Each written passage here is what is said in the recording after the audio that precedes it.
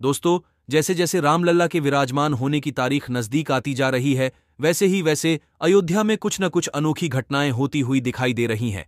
जैसे कि पहले जटायु जी का आना, फिर हनुमान जी का आना और अब लंकापति रावण के भाई विभीषण का आना, जो कि राम भक्त श्रेणी में आते आते है। जी हां, आपने सही सुना, अयोध्या में प्रकट हुए हैं विभीषण जी। अगर आप जानना चाहते हैं पूरी घटना के बारे में तो वीडियो में अंत तक बने रहे। आपको हम बताएंगे कि कब कैसे किस जगह प्रकट हुए विभीषण। इससे पहले हमें विभीषण जी के बारे में कुछ बातें जरूर जाननी चाहिए। तो चलिए शुरू करते हैं आज की वीडियो। अगर आप रामायण के बारे में थोड़ा बहुत भी जानते होंगे तो यकीनन रावण के भाई और राम के भक्त विभीषण के नाम से आप अनजान नहीं होंगे। लेकिन विभीषण की जिंदगी के कई ऐसे रहस्य हैं जिनके बारे में कम ही लोग जानते हैं। रावण वध के बाद श्री राम ने विभीषण को लंका का राजा घोषित कर राज्याभिषेक किया था। इसके अलावा भी विभीषण पर कई और कृपाएं भी बरसी थीं। विभीषण रामायण का एक ऐसा पात्र था जिसका जन्म तो एक राक्षस कुल में हुआ था, लेकिन स्वभाव से वह धर्मावलंबी था। उसने भगवान श्री राम व रावण के युद्ध के समय धर्म का साथ दिया व रावण वध में महत्वपूर्ण भूमिका निभाई। उसने युद्ध में कई बार श्री राम व उनकी सेना का उचित मार्गदर्शन किया तथा अंत में लंका का राजा बना। विभीषण का जन्म ब्राह्मण राक्षस परिवार में हुआ था। उसके पिता महान ऋषि विश्रवा व मां राक्षसी कैकसी थी। उसके दो बड्ढे भाई लंकापति रावण व कुंभकर्ण तथा एक बहन शूर्पणखा थी। इसके अलावा उसके कई और सौतेले भाई बहन भी थे। विभीषण का विवाह सरमा नामक स्त्री से हुआ था। कुछ मान्यताओं के अनुसार जब माता सीता अशोक वाटिका में थी तब उनकी सहायता करने वाली त्रिजटा विभीषण की ही पुत्री थी। जब रावण माता सीता का हरण करने जाने वाला था तब विभीषण ने उनके छोटे भाई व लंका के मंत्री होने के नाते उसे परामर्श दिया कि वह ऐसा कुकर्म ना करे। माता सीता के हरण के बाद भी उसने कई बार रावण को उन्हें वापस लौटा देने की मांग की, लेकिन उनकी एक नहीं सुनी गई। माता सीता के हरण के कुछ माह पश्चात श्रीराम के दूत हनुमान उनका पता लगाते हुए लंका आए। जब हनुमान ने राक्षस नगरी में एक विष्णु भक्त का घर देखा तो वे ब्राह्मण वेश में उनसे मिलने पहुंच गए। तब विभीषण की प्रथम बार हनुमान से भेंट हुई। हनुमान को विभीषण से मिलकर बहुत प्रसन्नता हुई। अगले दिन विभीषण ने देखा कि हनुमान को मेघनाद के द्वारा बंदी बना लिया गया है। तब उसने रावण से उसे मुक्त कर देने की याचना की, लेकिन रावण ने उसकी नहीं सुनी। रावण ने हनुमान की पूंछ में आग लगवा दी, जिसके फलस्वरूप हनुमान ने पूरी लंका में आग लगा दी।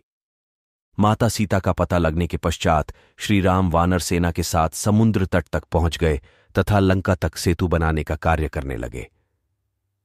तब रावण के दरबार में मंत्रणा बुलाई गई, जिसमें विभीषण ने पूरे जोर शोर से माता सीता को लौटा देने व श्रीराम की शरण में जाने को कहा। रावण को विभीषण के द्वारा बार बार एक ही बात कहे जाने से क्रोध आ गया। वो उसने सभी के सामने विभीषण को ठोकर मारकर सीढ़ियों से नीचे गिरा दिया। इसी के साथ उसने विभीषण को लंका राज्य से निष्कासित कर दिया। इसके बाद विभीषण अपने विश्वस्त मित्रों के साथ लंका से निकल गए। लंका से निष्कासित होने के पश्चात विभीषण ने धर्म का साथ देते हुए श्रीराम की शरण में जाने का निर्णय लिया। वे आकाश मार्ग से समुद्र पार करके श्रीराम के पास पहुंचे व सारी घटना का वृतांत सुनाया। शुरू में श्रीराम के मंत्रियों इत्यादि ने शत्रु के भाई को अपनाने पर संदेह जताया तथा विभीषण को उनका भेदी बताया, लेकिन हनुमान ने श्रीराम को विभीषण के चरित्र से अवगत करवाया। हनुमान के द्वारा विभीषण के साथ हुई अपनी भेंट का वृतांत सुनने के पश्चात अब शरण में आए शत्रु की भी सहायता करने के, धर्म का पालन करने के लिए श्रीराम ने विभीषण को शरण दे दी। इसके साथ ही श्रीराम का उद्देश्य लंका पर आधिपत्य करना नहीं था, बल्कि उन्हें तो बस रावण का वध करके माता सीता को पुनः प्राप्त करना था। रावण वध के पश्चात लंका राजा विहीन हो जाती, इसलिए यह सोचकर कि उसके बाद वे विभीषण को राजा बना सकते हैं, उन्होंने विभीषण को स्वीकार कर लिया व उसी समय उनका लंका के राजा के तौर पर राज्याभिषेक भी कर दिया। विभीषण रावण का भाई था व लंका का मंत्री भी, इसीलिए उसे लंका के सभी छोटे बड्ढे रहस्य ज्ञात थे। इसी का लाभ उसने युद्ध में उठाया। उसने बहुत बार श्रीराम तथा उनकी सेना की युद्ध में सहायता की व उन्हें विजयी बनाने में अपना महत्वपूर्ण योगदान दिया। उदाहरण के तौर पर उनके द्वारा प्रतिदिन किसी भी महत्वपूर्ण राक्षस के युद्ध भूमि में आने पर उसकी शक्तियों व कमजोरियों का वृतांत करना, कुंभकर्ण को समझाने का प्रयास, लक्ष्मण के मूर्छित होने पर लंका के राजवैद्य सुषेण के बारे में बताना, मेघनाद के अपनी कुलदेवी निकुंबला के यज्ञ को लक्ष्मण की सहायता से विफल करवाना, मेघनाद की मृत्यु में अपना महत्वपूर्ण योगदान देना इत्यादि विभीषण के द्वारा श्रीराम की सबसे महत्वपूर्ण सहायता अंतिम युद्ध में की गई, जब आकाश मार्ग में श्रीराम व रावण का भीषण युद्ध चल रहा था। उस समय श्रीराम लगातार रावण का मस्तक काटे जा रहे थे, लेकिन वह पुनः जीवित हो उठता।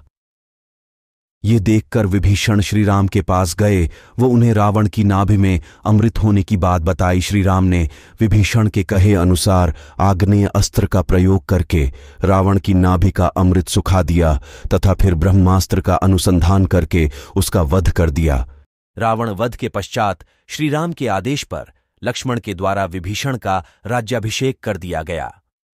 लंकापति बनते ही विभीषण ने माता सीता को सम्मान सहित मुक्त करने का आदेश दिया। श्रीराम ने रावण की प्रमुख पत्नी मंदोदरी के साथ विवाह करने के लिए विभीषण को कहा। विभीषण ने इसे स्वीकार कर लिया तथा मंदोदरी के भी मान जाने पर दोनों का विवाह हो गया। इसके बाद विभीषण श्रीराम व अन्य लोगों के साथ पुष्पक विमान पर बैठकर अयोध्या गए। वहां जाकर उन्होंने उनका राज्याभिषेक देखा व कुछ दिन अयोध्या में व्यतीत करने के पश्चात पुनः लंका लौट गए। विभीषण ने लंका में धर्म का शासन स्थापित कर कई वर्षों तक राज्य करने के बाद अपनी देह का त्याग कर दिया। दोस्तों, राम जी के राज्याभिषेक समय विभीषण अयोध्या आए थे।